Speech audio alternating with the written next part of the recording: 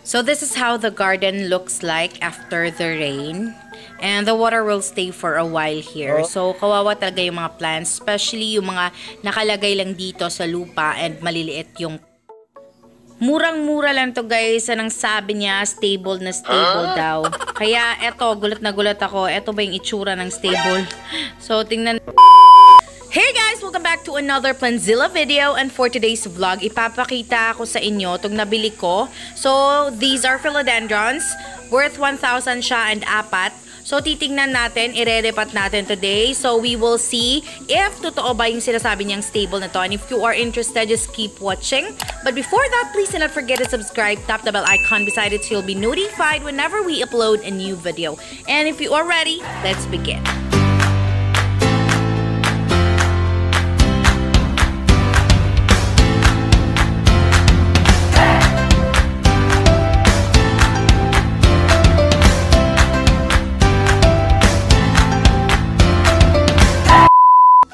So we are here in the garden and katatapos lang ng ulan. We aren't really planning to film today, pero we have to check these plants that we got. Bago siya guys. So wala pa kami nito sa garden kaya kinuha ko siya nung nakita kong pinost siya online.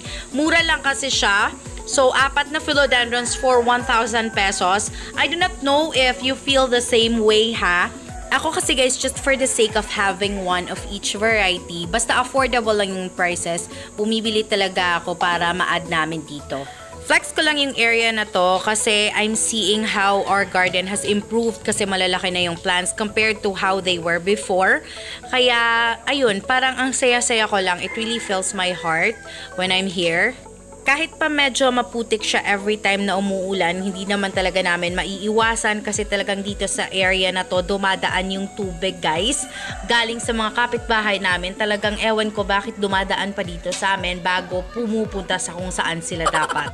So ito yung itsura niya after the rain. The water will stay for a while bago matuyo. So kawawa talaga yung mga plants na maliliit dito, lalo na kapag nagkalagay sa maliit na pot.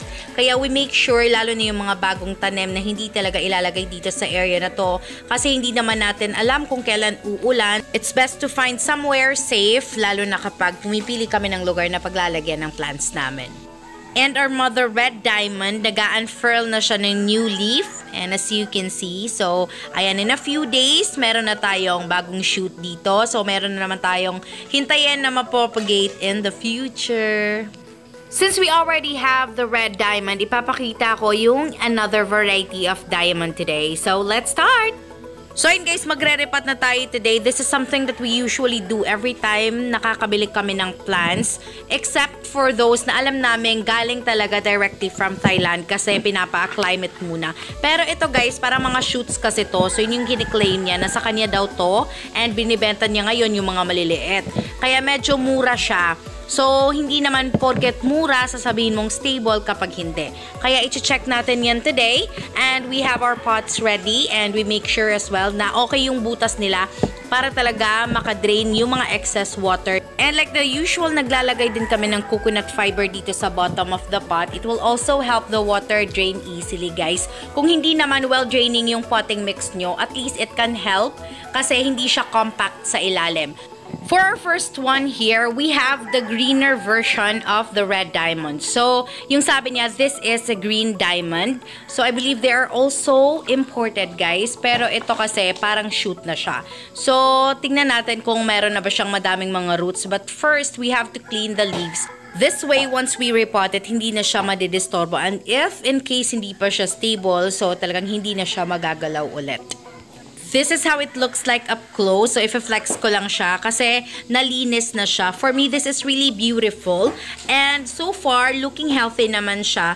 Pero, yung soil na gamit sa kanya, medyo alam kong hindi siya well-draining, guys.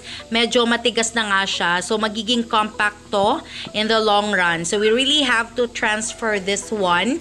Kasi sinigurado namin na well-draining potting mix yung gagamitin namin for these plants.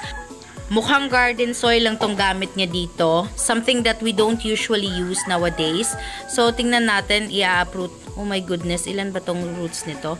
So, medyo konti lang yung roots niya. But I believe now with proper care and given the ideal condition, it will still thrive. We will try to clean the roots first para makita natin yung mas malinis na version niya. So, ayan, sinispray na lang muna yung mga ugat. So, eto na siya guys, and based on how it looks like, parang hindi pa ganun katagal simula nung time na kinat to, but at least meron na siyang mga white roots, so that's a good sign na nagre-recover na siya. So, for me, it's gonna survive. Aalagaan ng laming mabuti. So, we will be planting this, and this is a good buy. For 250 pesos, for me, sulit na to kasi mahal yung mga galing talagang Thailand usually. Parang hindi pa ako nakakakita ng ganito na below 600. Pero if kaya naman, just refrain from selling those plants na hindi pa talaga stable, guys. Kasi yung iba talaga nagre-reklamo. So talagang masisira yung pangalan mo kapag ikaw seller ka and then nagbenta ka ng hindi pa stable. Lalo na kapag naka-timing ka ng mga buyers na talagang mahilig mag-rant online ako. Katapusan ng online business mo yan. If you are having that type of mindset na okay lang, mura lang naman yung pagkabenta ko, so kahit hindi stable binibenta kasi hindi naman mahal yung pagkabenta, stop that, because there are people who value their money and are just waiting for the opportunity online. So kapag nakakita sila ng mura, doon nila ginagrab. You don't have any idea how disappointing it is, especially kapag yung pinambili, inipon talaga, pinaghirapan, nako, makagaba, gid na. And since mukha siyang bagong cut na magre-recover pa lang, nirarap niya ng milyon na fiber yung nasa dulo ng stem and including some of the roots para kapag merong papasok na water and mababasa yung soil, hindi mabababad tong part na to guys, and para maiwasan natin yung pag-rot. So this is how it looks like up close. Itananim na po natin to, mag-a-add lang tayo ng potting mix, and the potting mix that we use for today is the usual.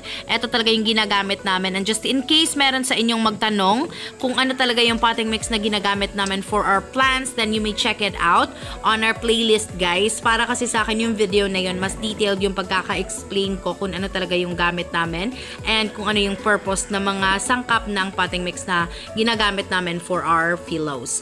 So ayun, feel free to check it guys. Sobrang mabilis lang to, and then we're done. We will move on to the next one. So this is the horsehead philodendron, and nabili ko to for 200 pesos. And as you can see, sobrang compact ng soil guys. Makikita natin itong nasa ibabaw. Talagang dapat talaga natin siyang ilipat sa ibang potting mix. This is also a vining philodendron. So titingnan natin kung okay lang ba yung mga roots niya. Pero sa tingin ko naman hindi siya bagong tanim. So i-uproot natin siya and then ililipat natin siya dito sa pot na meron kami sa kabila. Let us loosen the soil kasi nagbubuo-buo na siya and hindi malalim yung pagkakatanim sa kanya, so madali siyang maa-uproot. So let's try to see kung buhay na ba to and marami na ba siyang roots. So okay naman siya. To, tingnan nyo yan. Makikita natin na mayroon na siyang maraming roots. So this is another good buy and I really like this. Wala pa kami nito. Anyway guys, just to make it clear, I buy only one of each variety. So kami nang bahalang magparami nito. Kami na bahalang mamroblema kung paano namin sila padadamihin.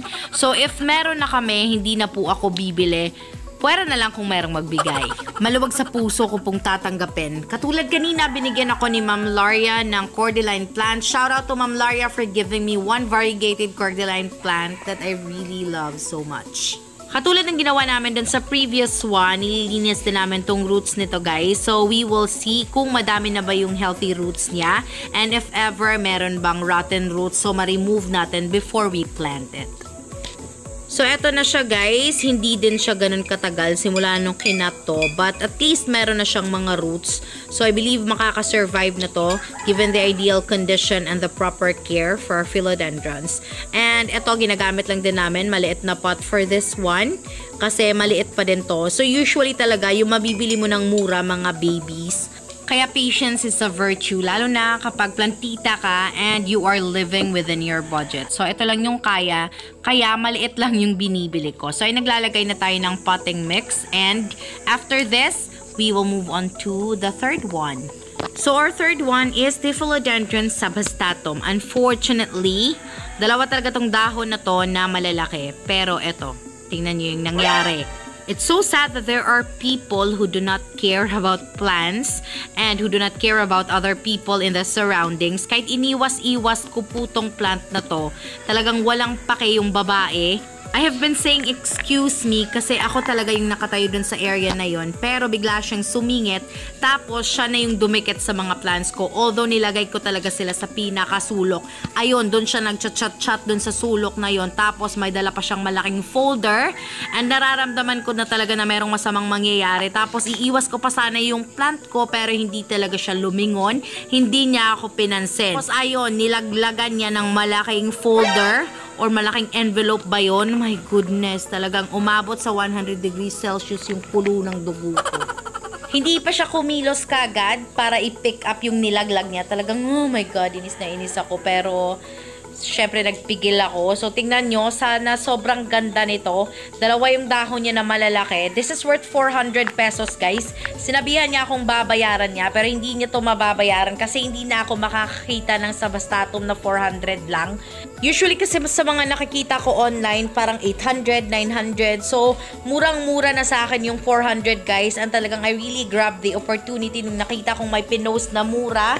I have been eyeing philodendrons sabastatum for such a long time, pero naghihintay lang talaga ako ng opportunity na merong mura online. So, eto na yung opportunity na yon, tapos sinira pa niya. But I do believe magre-recover naman siya kaagad. It's just that masakit tingnan yung plant na pinangarap ko na magiging ganito. Siya pa naman sana yung pinakamaganda dito sa mga nabili ko. So, eto madami naman siyang roots, so okay. Although, from cutting din siya, ayan, madami siyang roots, guys. So, sulit pa din. And I do hope na mag-recover ito kaagad and gumanda na po.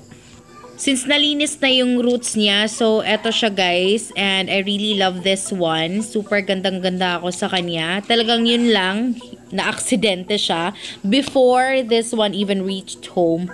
So, ayun. Pero okay lang.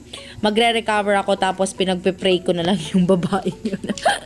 Pero guys, pinalipas ko na lang muna ng ilang araw bago gawin tong repotting kasi talagang hindi ko pa siya ma-dare na eto, videohan, i-film kasi nga nakakainis pa din maalala eh. Pero ngayon okay naman, okay na. So eto, binabalot na ulit niya ng Milyona fiber bago itanim.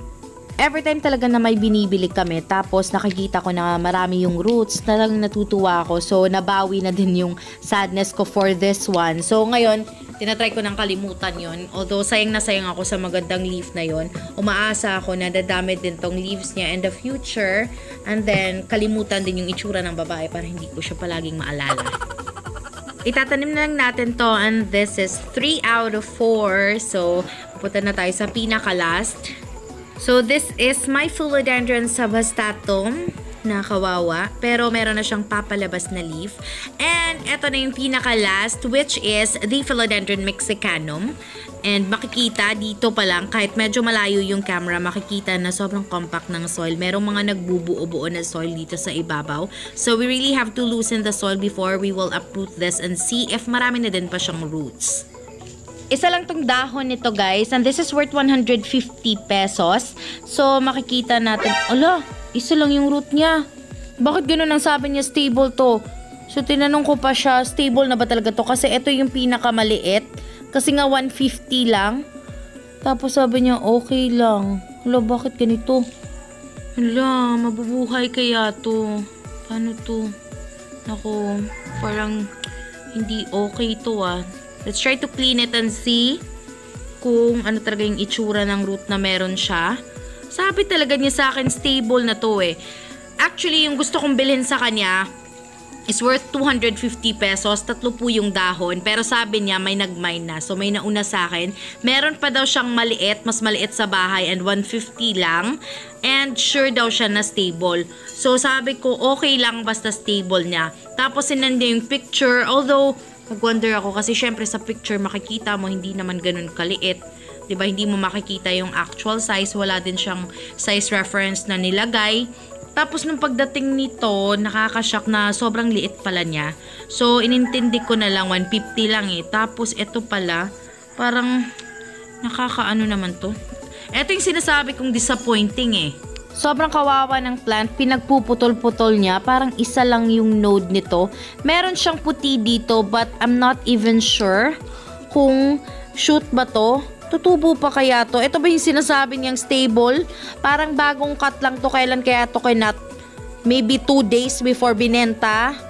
Ewan ko talagang, What I noticed about this is that mali yung pagkakakat niya kasi hindi man lang parang nasa gitna pa yung node. Sa node po tumutubo yung roots and then dito sa internodes tumutubo yung shoot and yung mga dahon.